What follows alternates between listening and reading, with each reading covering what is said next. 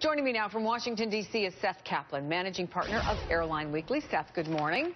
Good morning, Chris. So what are you hearing? How's travel going today? Well, so far, kind of a mixed picture, it's really just getting started. Typically, you don't have the worst of the lines now for another several hours, if only because most people, like to get every minute in of their Memorial Day weekends, like to get out later if they can.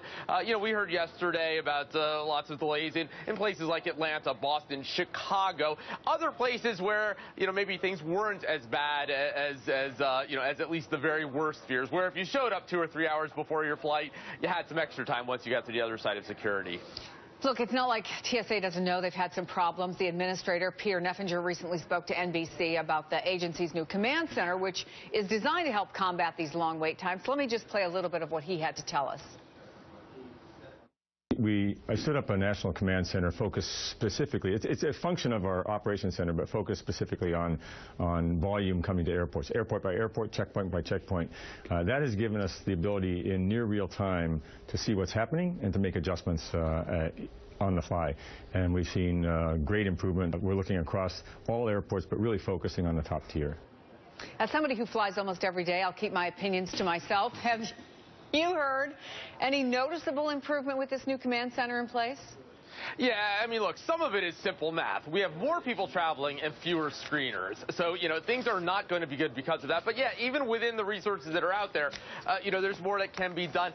And it seems like, at least in small ways, in some places, between what TSA is doing and between what the airlines are doing to kind of, in some cases, really contribute their own staff to help with the non-screening functions. You don't need a uniformed screener to bring the bins back to the front of the line. And so you have airlines, airports pitching in a little bit.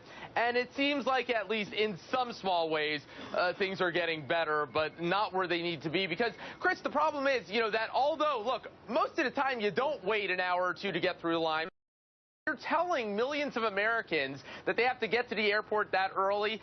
That's just a huge, productivity drain for the country. We're just wasting a lot of people's time.